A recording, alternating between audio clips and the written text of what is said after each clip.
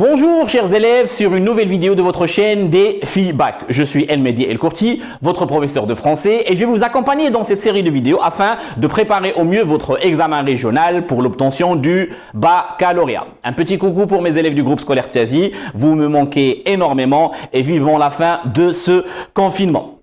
La leçon d'aujourd'hui est un outil de langue assez intéressant que je vais mettre à votre disposition. Je parle bien évidemment de la phrase complexe. C'est un élément fort important puisqu'il est constitutif des textes que vous êtes en train d'étudier, des œuvres que vous êtes en train d'étudier. Un texte, c'est un enchaînement de phrases. Alors, qu'est-ce qu'une phrase?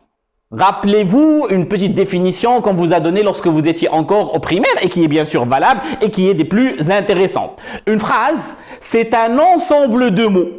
Donc, une phrase, c'est un ensemble de mots. Mais ces mots ont du sens. On agence les mots de telle sorte qu'on puisse obtenir un sens, que ça soit compréhensible. Ça commence bien sûr par une majuscule et ça se termine par un point, quel que soit le point, que ce soit un point d'interrogation, un point d'exclamation ou bien un point tout à fait normal.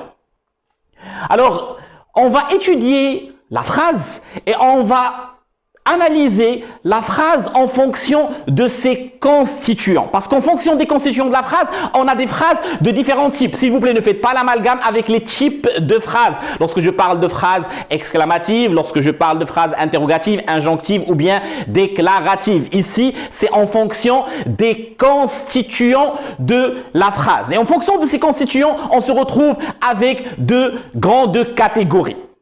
La première catégorie, c'est la phrase non verbale. Et automatiquement, la deuxième catégorie, c'est la phrase verbale. Qu'est-ce qu'une phrase non verbale? Une phrase non verbale, c'est une phrase qui n'a pas comme élément constitutif, qui n'a pas comme constituant ou bien comme élément central un verbe. C'est une phrase qui s'articule autour d'un nom, autour d'un adverbe. Regardez avec moi cette phrase. Ah oui, plutôt 1000 fois la mort. On n'a pas de verbe au niveau de cette phrase. Donc, il s'agit d'une phrase non verbale.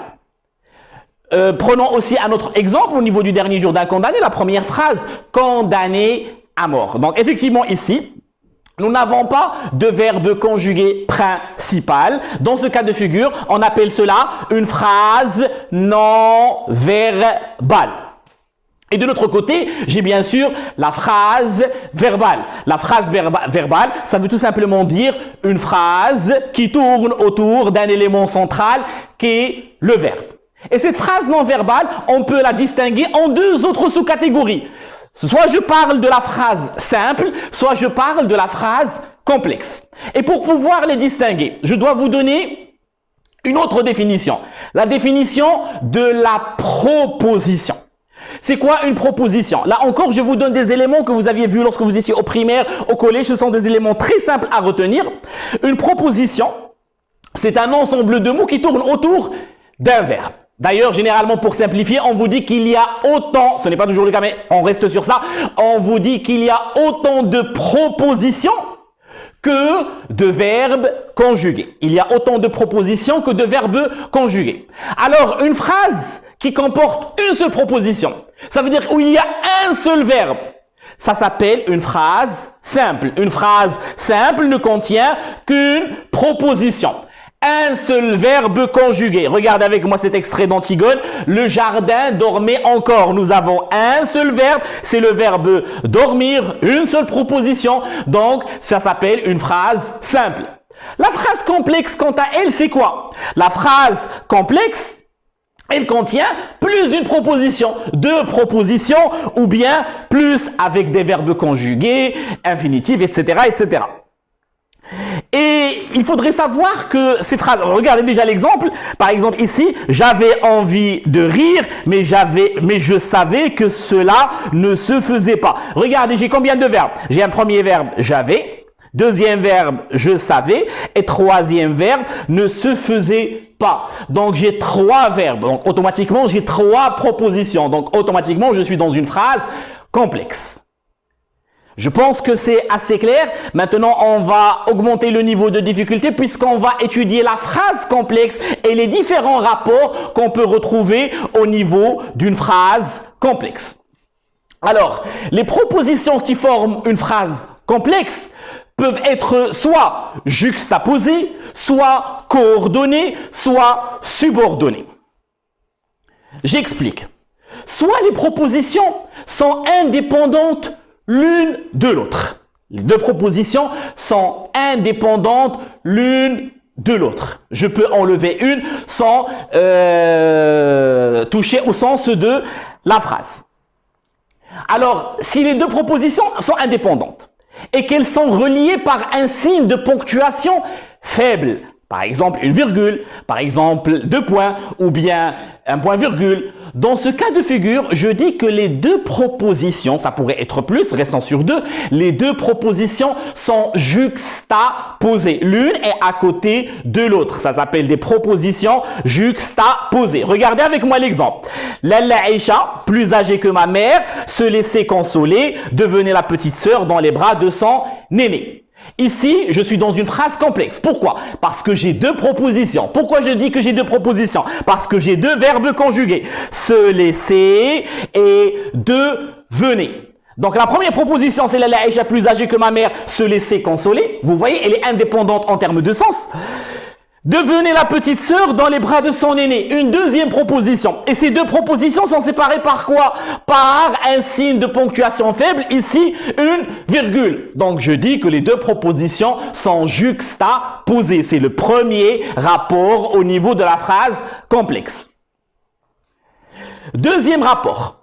Lorsque les deux propositions sont toujours indépendantes l'une de l'autre, mais elles sont reliées par quoi? Par une conjonction de coordination. Vous connaissez les conjonctions de coordination. Rappelez-vous le moyen mnémotechnique, mais où est donc or ni car.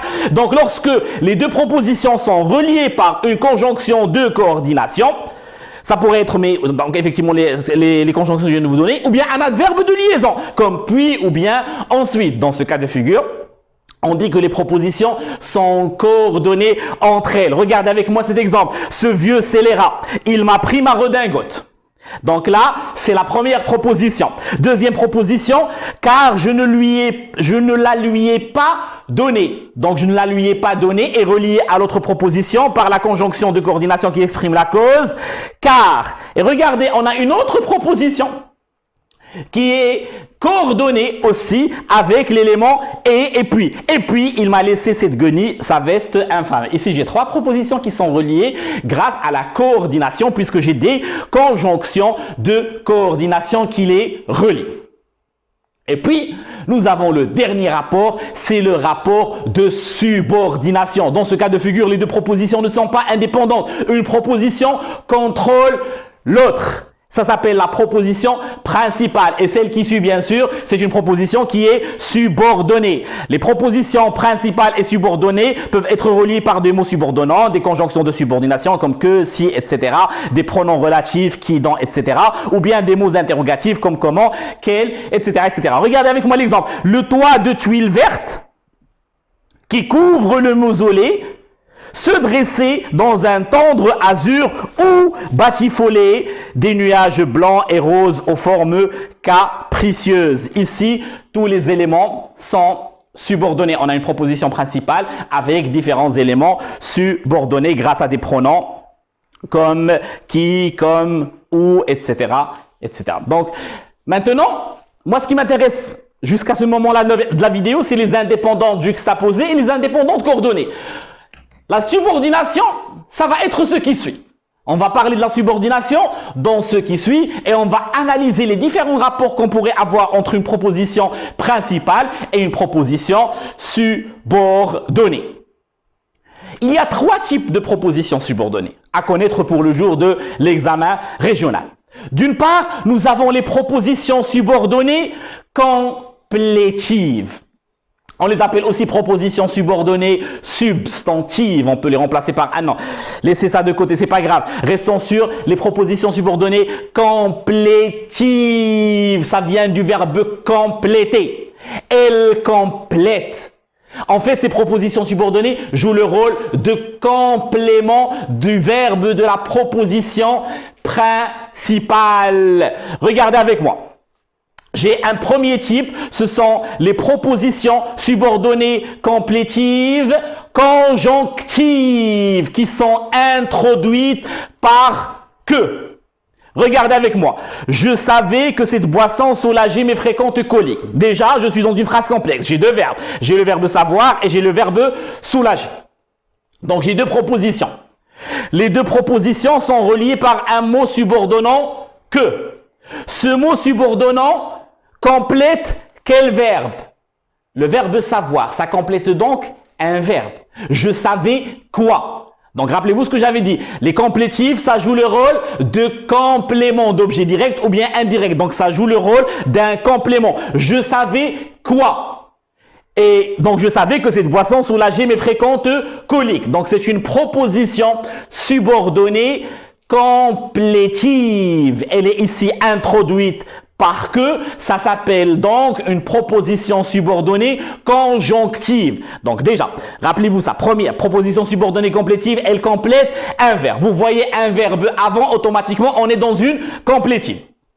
Si c'est introduit par que, si la proposition est introduite par que, vous dites que c'est une proposition conjonctive. Elle est introduite par que, c'est un sous-type de la proposition complétive. Mais si vous dites que c'est complétif, c'est bien sûr juste.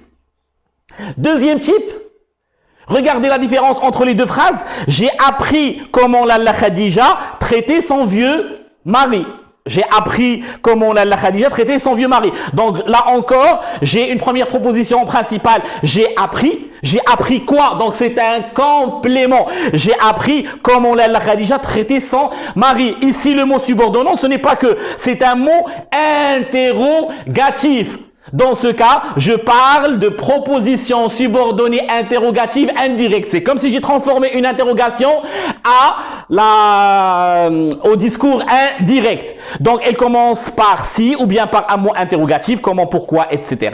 Regardez encore une fois l'exemple, je le réitère, je le réexplique. J'ai appris quoi? Comment la Khadija traitait son vieux mari. Et finalement, le dernier type des complétives, ce sont les propositions infinitives. Elle contient en fait tout simplement un infinitif, mais le sujet de cet infinitif est différent du sujet du verbe de la principale. Regarde avec moi. J'entendais. J'entendais quoi? Donc voilà, j'entendais résonner des pas. Le sujet du verbe résonner, c'est quoi? C'est les pas qui est différent du sujet je. Donc effectivement, ici je parle de deux propositions. Une proposition principale, j'entendais, et une proposition subordonnée complétive, résonner des pas dans le lointain. Et dans ce cas, du moment qu'il y a un infinitif avec un sujet différent, je parle de proposition subordonnée infinitive. Trois types de propositions subordonnées complétives. Introduite par que. Le jour de l'examen, si on vous demande de relever une proposition subordonnée complétive, optez pour les conjonctives, s'il vous plaît. Donc, on a les introduites par que, ou bien ce qu'on appelle les conjonctives, pardon. On a les interrogatives indirectes, elles commencent par un mot interrogatif, et on a les propositions infinitives. Maintenant, si vous avez compris, vous continuez la vidéo pour passer aux propositions subordonnées relatives. Si ce n'est pas encore le cas, essayez de revisualiser encore. Maintenant, on va passer à un deuxième rapport dans une phrase complexe où il y a une principale et une subordonnée. Une proposition principale et une proposition subordonnée. Regardez avec moi ces phrases. Première phrase, je ne comprenais rien au rituel compliqué qui se déroulait au rez-de-chaussée. Effectivement, nous avons deux propositions ici. Je ne comprenais rien au rituel compliqué, avec la proposition qui s'articule autour du verbe comprendre, et qui se déroulait au rez-de-chaussée, la proposition qui s'articule autour du verbe se dérouler. Maintenant, vous remarquez quoi? Que les deux propositions sont reliées par un mot subordonnant, c'est qui. D'accord? Sauf que le qui, il complète quoi? Le qui ne complète pas cette fois un verbe, comme dans le cas de la complétive. Il complète un nom, rituel compliqué. En fait, la proposition subordonnée ici, elle fait partie d'un groupe nominal. Dans ce cas de figure, je parle de proposition subordonnée relative ou bien adjective, mais le terme le plus important, c'est proposition subordonnée relative. Comment je reconnais la proposition subordonnée relative? La proposition subordonnée relative est reliée à l'autre proposition à travers un nom. Elle complète un nom. Comme mot subordonnant, on peut retrouver qui, que, dont, ou bien même des pronoms relatifs composés duquel, sur lequel, autour duquel, par lequel, etc., etc. Mais le plus important, c'est que l'antécédent ici, c'est un nom. Regardez avec moi la deuxième phrase. Les deux femmes parlèrent du printemps dont les débuts étaient toujours fatigants. Dont les débuts étaient toujours fatigants, ça complète le terme printemps qui est un nom. L'antécédent est un nom, donc c'est une proposition subordonnée relative. Je peux aussi la supprimer. La proposition subordonnée relative est supprimable sans nuire à la qualité de la phrase. Regardez avec moi. Je ne comprenais rien au rituel compliqué. C'est bon, la phrase est claire. Les deux femmes parlèrent du printemps. Mais pour apporter des éléments de précision, j'ai recours aux propositions subordonnées relatives. Les propositions subordonnées relatives font partie des expansions du nom. Dernière phrase, Zineb jouait avec le chat, un chat noir maladif que la famille avait adopté pour satisfaire un caprice de leur fille. Et bien sûr que la famille avait adopté, ça complète un chat noir, bien sûr.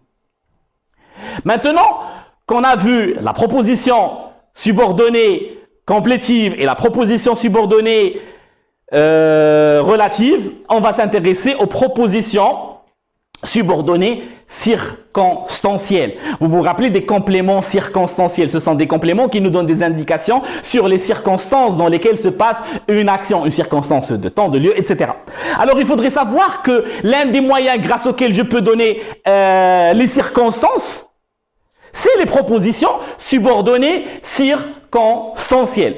Vous avez 8 propositions subordonnées circonstancielles dans le programme et on va les étudier tout de suite. D'ailleurs, la première chose que vous devriez savoir par rapport à la proposition subordonnée circonstancielle, c'est que je peux la supprimer. Ça, c'est la première des choses. Et la deuxième des choses, c'est que ça nous donne son intérêt. Son intérêt ici, c'est quoi? C'est donner une idée sur les circonstances dans lesquelles se déroule une action. Par exemple, regardez ici. Pendant que j'écrivais tout ceci, ma lampe a pâli. La proposition principale ici, c'est quoi? Ma lampe a pâli. Mais dans quelles circonstances la lampe a pâli? Pendant que j'écrivais tout ceci. Cette circonstance est une circonstance de quoi? De temps. Donc la proposition subordonnée circonstancielle ici est une proposition subordonnée circonstancielle de temps. On a des conjonctions de subordination comme quand, lorsque, dès que, après que, pendant que, au moment où, avant que, jusqu'à ce que, en attendant que, etc., etc. Ici, deuxième phrase. Mon pourvoi sera rejeté. C'est la proposition principale. Proposition subordonnée parce que tout est en règle. Ça nous donne une idée sur quelles circonstances, sur les causes. Pourquoi mon pourvoi sera rejeté? Parce que tout est en règle. Ici, je parle de proposition subordonnée circonstancielle de cause. On a des mots comme parce que, puisque, comme, etc. Ce sont les mots subordonnants qu'on pourrait avoir pour exprimer cette circonstance. Circonstance suivante. On dansait sur la fosse pour que la terre ne parût pas fraîchement remuée. Alors, on dansait sur la fosse. Pour quelle raison? Dans quel objectif? Dans quel but? Vous l'auriez compris, c'est une proposition subordonnée circonstancielle de but. Des mots subordonnants, parmi les mots subordonnants pour exprimer le but, ou bien les locutions, je peux retrouver pour que, afin que, à seule fin que, de peur que. Ben oui, alors, un but peut être négatif aussi, etc., etc. Et puis, j'ai un autre rapport, une autre circonstance. C'est la circonstance de la conséquence. J'écoutais si intensément. Qu'est-ce qui s'est produit? Tellement j'écoutais si intensément que j'oubliais que le verre de thé que je tenais, à la main. Donc ici, c'est une proposition subordonnée, circonstancielle de conséquence. Quelle est la conséquence de ce fait dans la principale? Je peux retrouver des expressions comme si bien que, de telle sorte que, de manière à ce que, ou bien de manière que, à tel point que, si, aussi, tant, que, etc., etc. J'ai aussi la proposition subordonnée circonstancielle de condition. Ça exprime la condition. On peut la retrouver grâce à des mots comme si, à moins que, à condition que, pourvu que. Si je cherchais une image du Shabbat, si je cherchais une image du Shabbat, je ne la voudrais ni meilleure, ni pire. Donc ça, c'est la principale. Je la voudrais ni meilleure ni pire. Dans quelles conditions? Si je cherchais une image du Shabbat. Et les deux dernières propositions subordonnées circonstancielles sont les propositions subordonnées circonstancielles de comparaison et de concession. Comparaison, je me souviens de ce jour comme si c'était hier. Donc nous avons un outil de comparaison comme, ainsi que, de même que, comme si, plus, autant, moins, etc. etc., etc. Et finalement, j'ai la concession. Même si cet état de fait est là, je vais faire quelque chose qui va à contresens. Regardez. C'était en effet pour un reclus solitaire une bonne fortune qu'un spectacle si odieux qu'il fit, même si le spectacle est odieux. Pour moi, c'était une bonne fortune. C'était de la chance que d'assister à ce spectacle. Il parle ici, bien sûr, du ferrage des forçats. Donc voilà, à la fin de la leçon, on a vu c'est quoi une phrase, les différentes catégories de phrases. On s'est intéressé à la phrase complexe et aux différents rapports qu'on pourrait retrouver au niveau de la phrase complexe. Pour mes élèves du groupe scolaire 16, vous allez recevoir aujourd'hui un document sur la phrase complexe avec des exercices à faire, s'il vous plaît. Bien sûr, vous allez recevoir même le corrigé au niveau du même document. La vidéo suivante, on va toujours rester sur les leçons de langue. Elle aura pour sujet l'élément central de la phrase verbale, le verbe. On va s'intéresser au verbe, aux différentes constructions verbales, aux différentes voies que pourrait avoir un verbe, aux verbes pronominaux. Donc, ça va être le sujet de la vidéo suivante. J'espère que cette vidéo vous a été profitable. Ciao!